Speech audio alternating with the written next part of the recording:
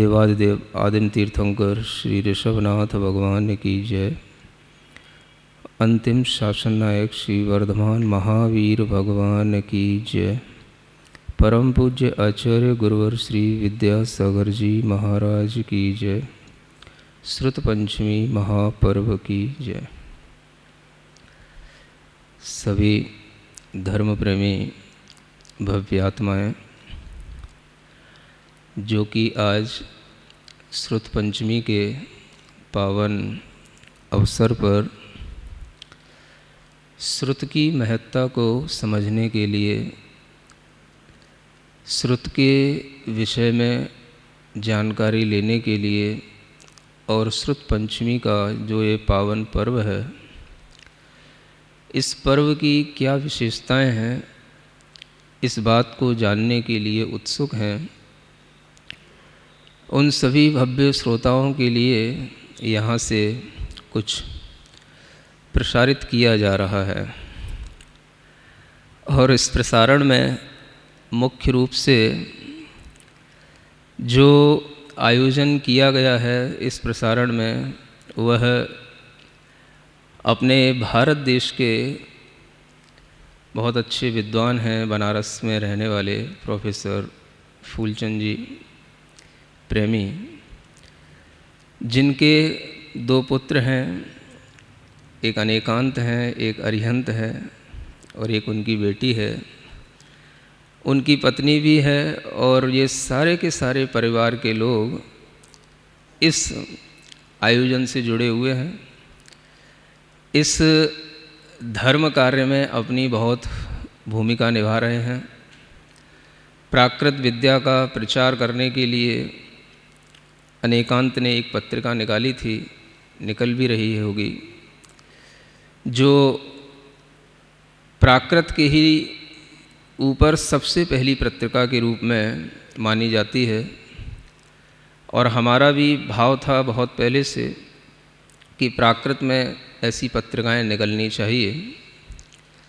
फिर उसी के साथ साथ अरिहंत ने भी एक पत्रिका निकालने की कोशिश की है, निकल रही है, जो कि प्राकृत इंटरनेशनल इत्यादि के नाम से है।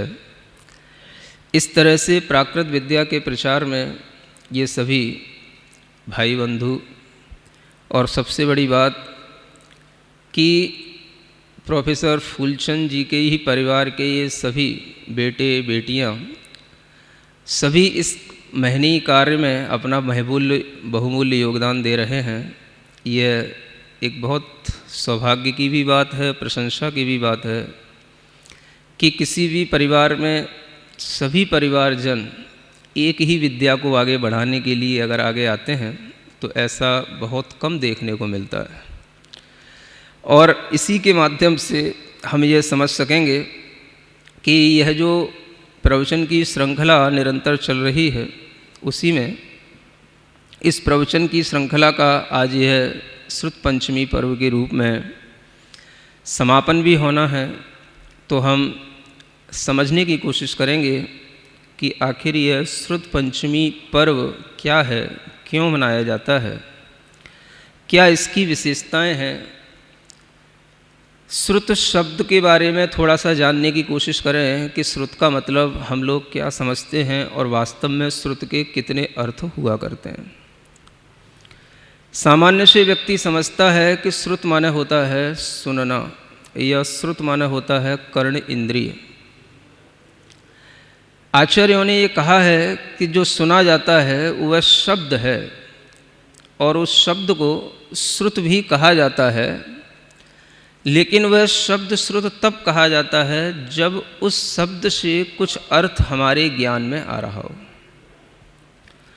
तो श्रुत ज्ञान एक हमारे अंदर श्रुत ज्ञानावरण कर्म के क्षयोपशम से उत्पन्न होने वाली परिणति है, और उस श्रुत ज्ञान के माध्यम से हम जो सुना जाता है उसके अर्थ तक पहुँचते हैं, और वह तभी संभव होता है जब हमारे अंदर श्रुत ज्ञानावरण कर्म का क्षयोपशम हो।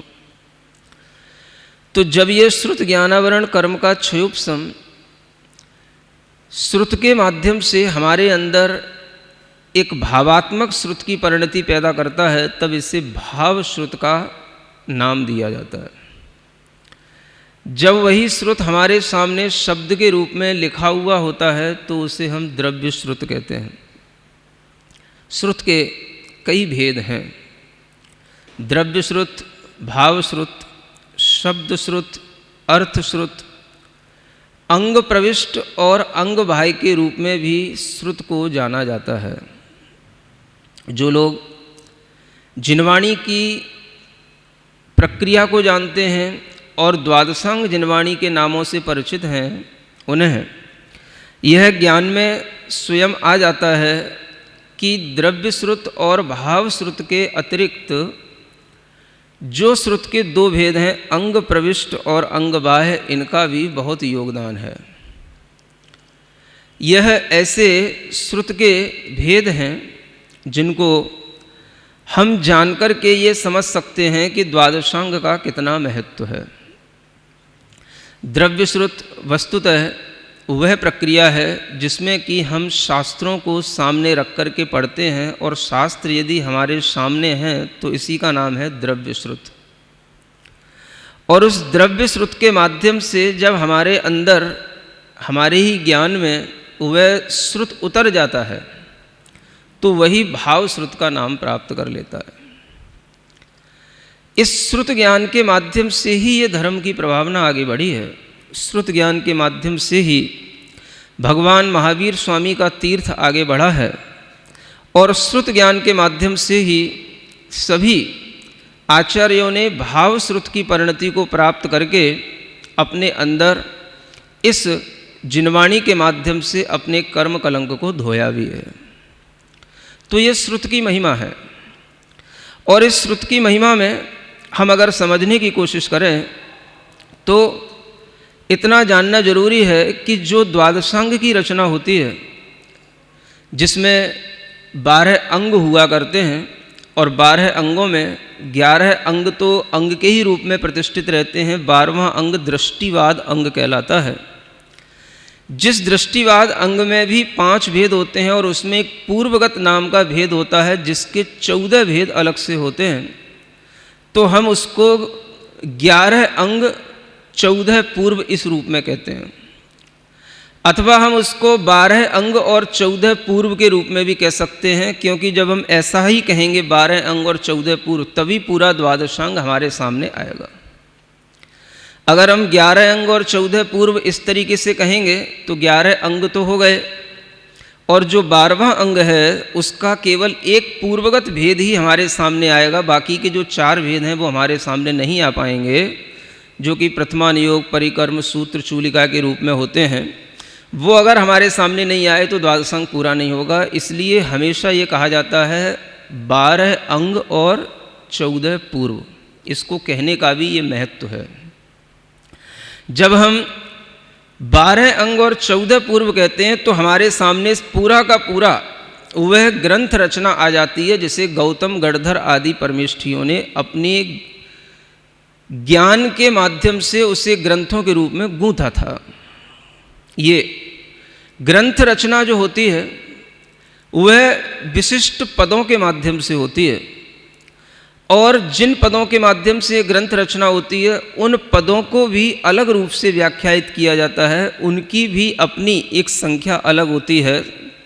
सामान्य रूप से सभी सुधी पाठकों को एक और विषय जानने योग्य है कि पद 3 प्रकार के होते हैं। एक कहलाता है अर्थ पद, एक कहलाता है मध्यम पद, और एक कहलाता है प्रमाण पद। अर्थ पद वह कहलाता है जब हम किसी भी अर्थ को 1 अक्षर, 2 अक्षर, 3 अक्षर से कहते हुए 7 अक्षरों तक भी अगर हम उसका आलम्बन लेकर के कहते हैं तो वह अर्थ पद कहलाता है।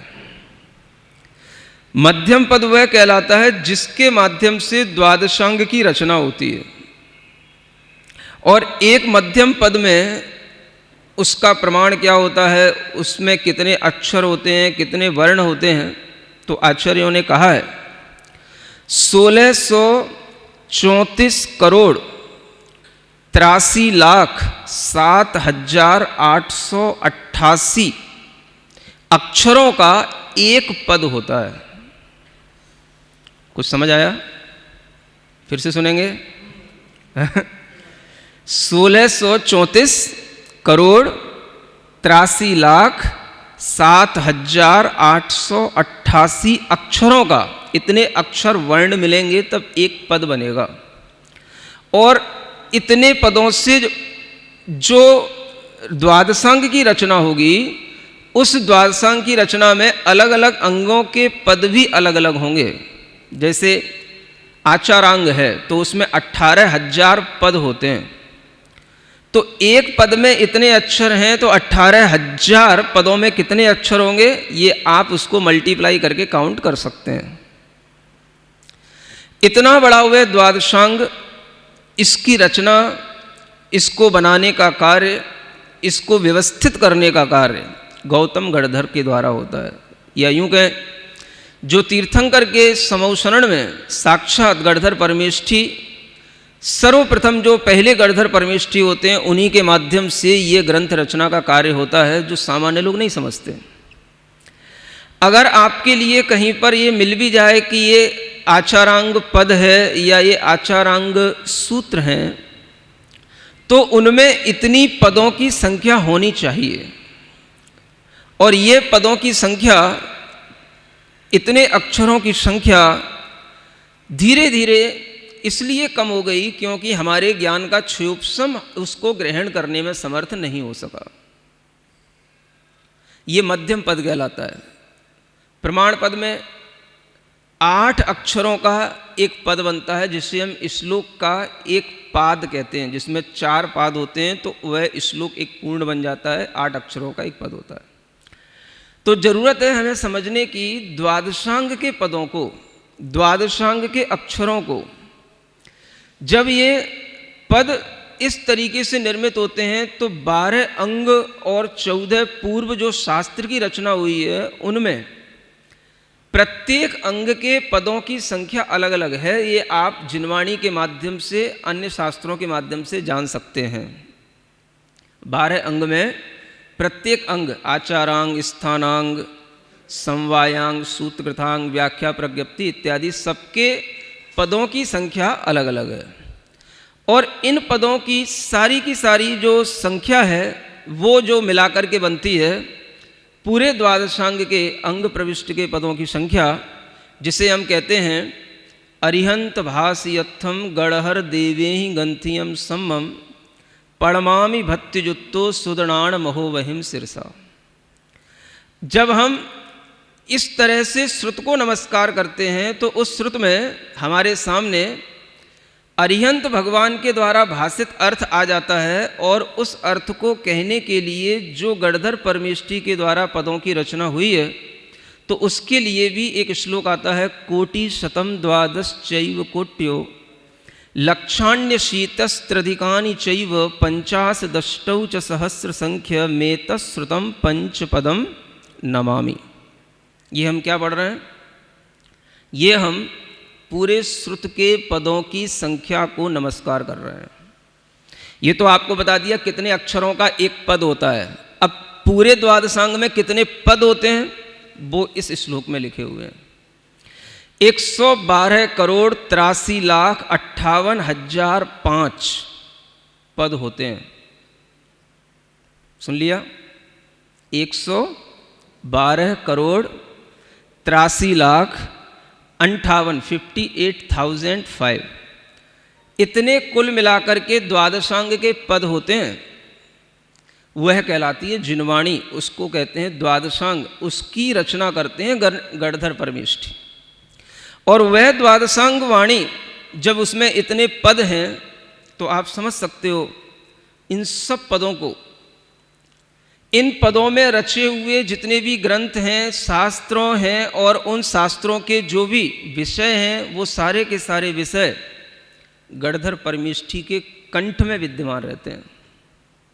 किसी भी समय पर इतने पदों का पाठ वो करने में समर्थ होते हैं। एक अंतर मुहूर्त में वह सारे के सारे द्वादशांग के पद को पढ़ सकते हैं, एक अंतर मुहूर्त में। समझ आ रहा है? हम एक अंतर मुहूर्त में उन द्वादशांग के पदों की संख्या भी नहीं पूरी पढ़ पाएंगे, पूरे द्वादशांग का पाठ भी कर देंगे। और इस तरीके की उनकी जो एक ज्ञान की क्षयोपशम शक्ति रहती है, इसी के कारण से वह श्रुत उनके द्वारा पूरा का पूरा निर्मापित भी होता है, और वह उस श्रुत को आगे जब बढ़ाते हैं तो वह समय होता है जब कोई भी एक दूसरे को ज्ञान देता है तो वह कंठ परंपरा से जाता है। कंठ परंपरा का मतलब हमने सुना है, आप हमसे सुन लो। समझ आ रहा है? हमने तीर्थंकर भगवान से सुना, और तीर्थंकर भगवान से सुनकर के गणधर परमेष्ठी ने जब सुना तो उन्होंने दूसरों को सुनाया, उन्होंने जिनको सुनाया उन्होंने भी दूसरों को सुनाया, और तब तक ये सुनने की परंपरा चलती रहनी चाहिए जब तक कि कोई भी पद में कमी नहीं आनी चाहिए, एक अक्षर भी कम नहीं बोलना।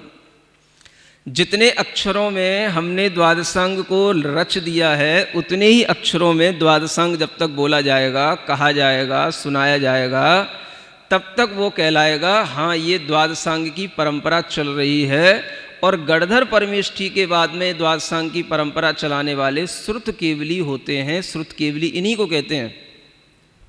नाम सुना ना सभी ने? एक केवली और एक श्रुत केवली। तीर्थंकर केवली हैं जो स्वयं अर्थ पद के कर्ता कहलाते हैं, और उस अर्थ पद के कर्तृत्व के साथ साथ वह भाव श्रुत के भी कर्ता कहलाते हैं। और जब वह तीर्थंकर बोलते हैं तो उन्हीं के द्वारा बताए हुए सुने हुए श्रुत को अवधारित करके वह गौतम गणधर भी उस श्रुत पर्याय से ही परिणत हो जाते हैं। और जब वह उस श्रुत पर्याय से परिणत हो जाते हैं तो उनके अंदर ये इतने पदों में रचना करने का ज्ञान स्वयं ही उत्पन्न हो जाता है। ये ज्ञानावरणी कर्म का क्षयोपशम इतना अधिक तक हो सकता है जो आपको यहाँ बताया जा रहा है। अब तीर्थंकर भगवान अपना कार्यकाल पूरा करके चले गए।